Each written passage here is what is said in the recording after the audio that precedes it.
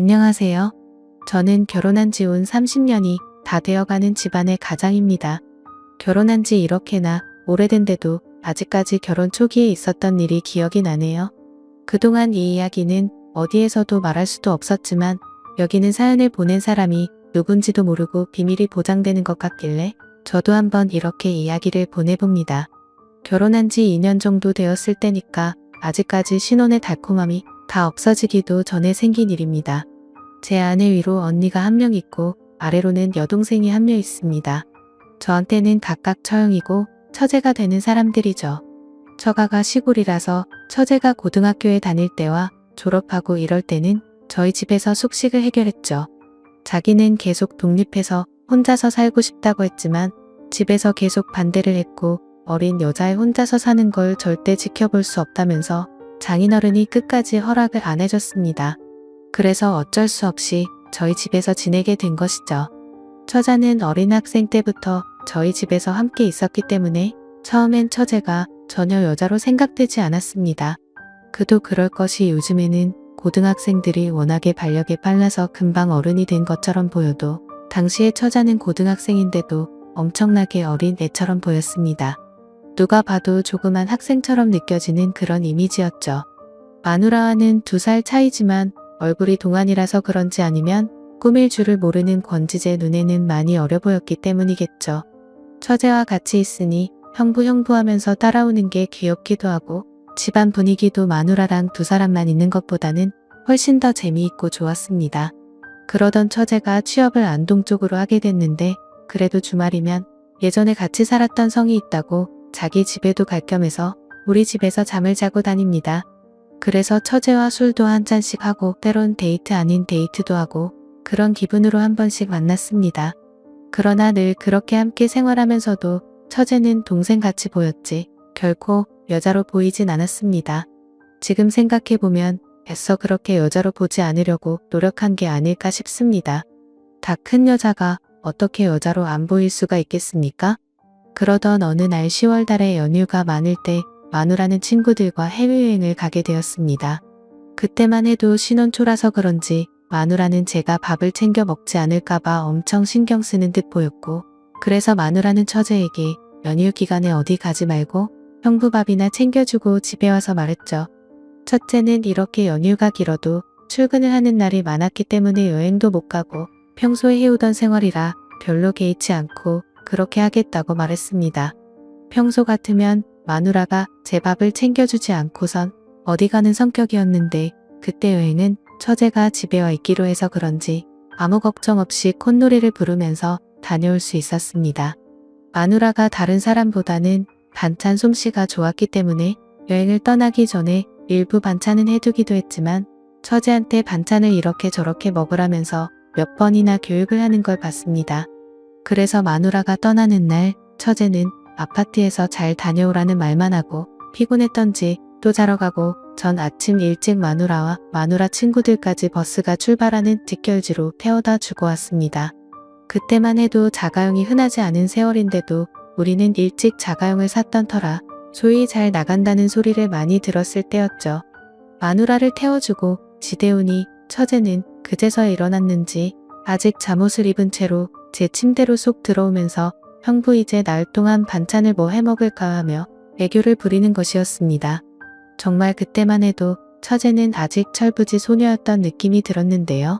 그날따라 침대 속으로 들어오는 처제가 마누라가 없어서인지 순간 여자로 느껴지는 것이었습니다.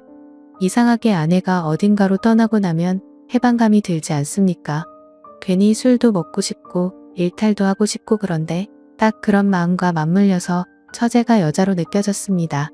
그것도 평상시 옷이나 생활하는 행동을 보면 그런 생각이 안 들 것인데 아내의 잠옷을 입고 침대로 오니까 더욱 더 처제가 여자로 느껴지기 시작했습니다.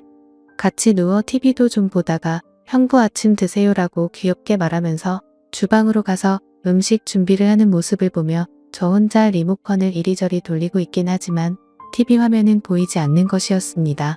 손으로는 리모컨을 돌리고 눈으로는 처제가 하고 있는 행동들을 보고 있었습니다. 처제는 저를 남자로 생각하지 않고 오로지 형부로만 생각했기 때문에 그러한 복장도 거리낌 없이 입을 수 있었고 그러한 행동도 거리낌 없이 나왔겠지만 전 고민이 되더라고요.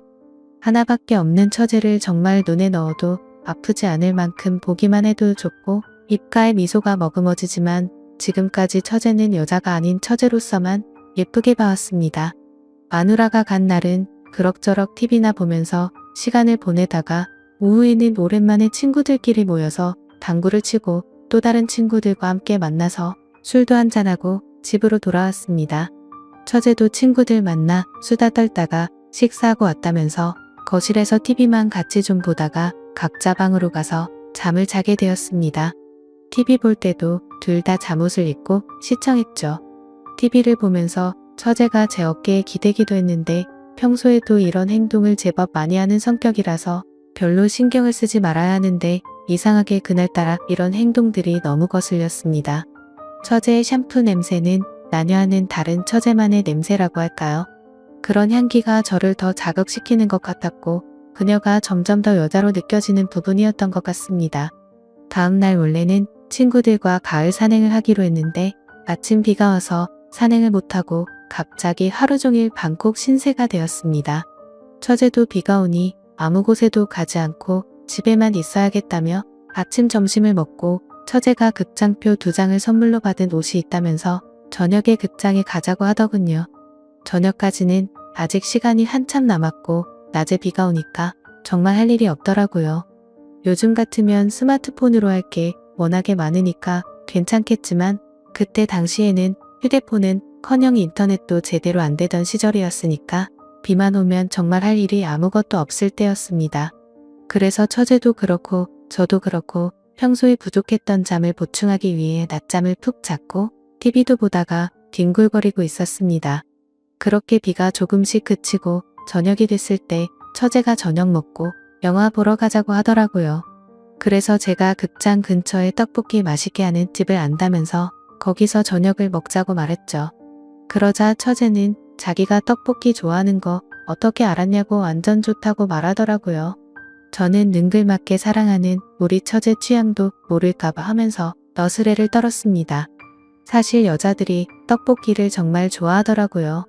여자친구 떡볶이 안 좋아하는 사람을 못 봐서 그냥 찍었는데 어떨결을 맞춘 겁니다. 저희는 옷을 입고 떡볶이 잘하는 집으로 가는데 차주는 저에게 가까우니까 굳이 차 타고 가지 말고 천천히 걸어가자고 하더라고요. 그래서 저희는 비가 그친 그 촉촉한 거리를 데이트하는 기분으로 같이 걸어갔습니다.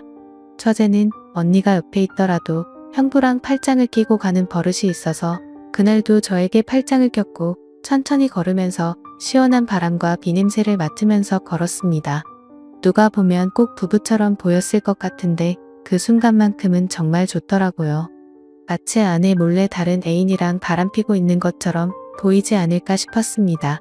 그렇게 저희는 신나게 떡볶이를 먹고 극장 입구에서 처제 보고 영화 제목이 뭐냐고 물었는데 처제도 제목을 잘 모르고 있었습니다.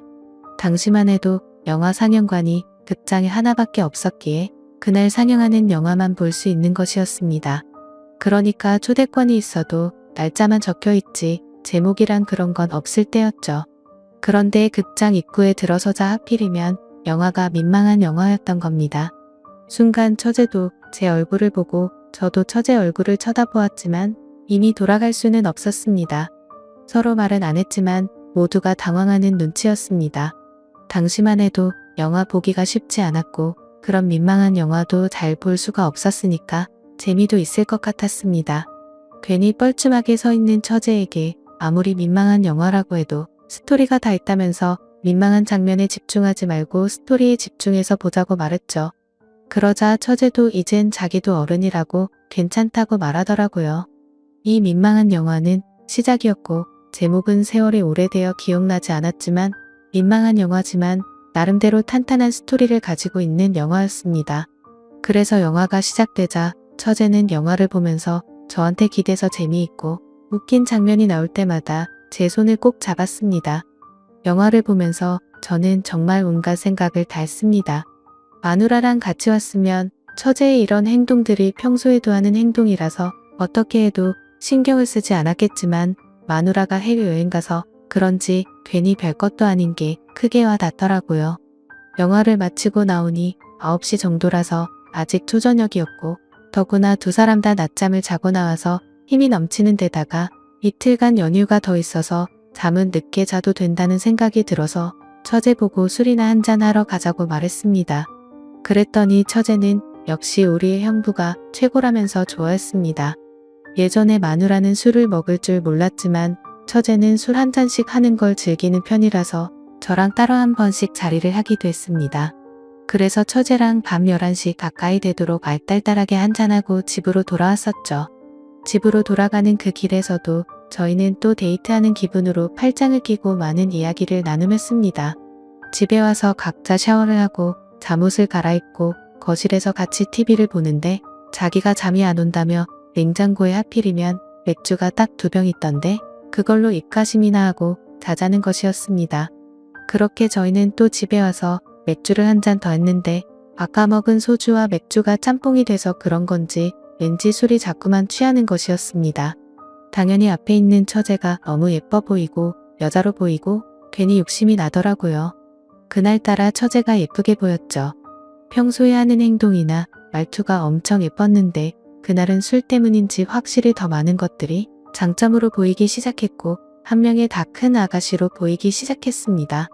그래서 술에 취해 저는 처제 어깨에 손을 거치면서 요즘 직장 생활하기 힘들지 않냐며 위로해주니까 처제가 그만 제 가슴에 안기면서 우는 것이었습니다. 그래서 왜 그렇게 우냐고 그렇게 힘든 일이 있었냐고 하니까 한동안 처제가 말이 없었습니다. 그러다가 갑자기 처제도 술이 취했는지 나 형부 너무 많이 사랑한 것 같은데 어쩌면 좋냐고 말하더라고요. 저는 순간적으로 잘못 들은 줄 알고 그게 무슨 소리냐고 다시 한 번 더 물었습니다.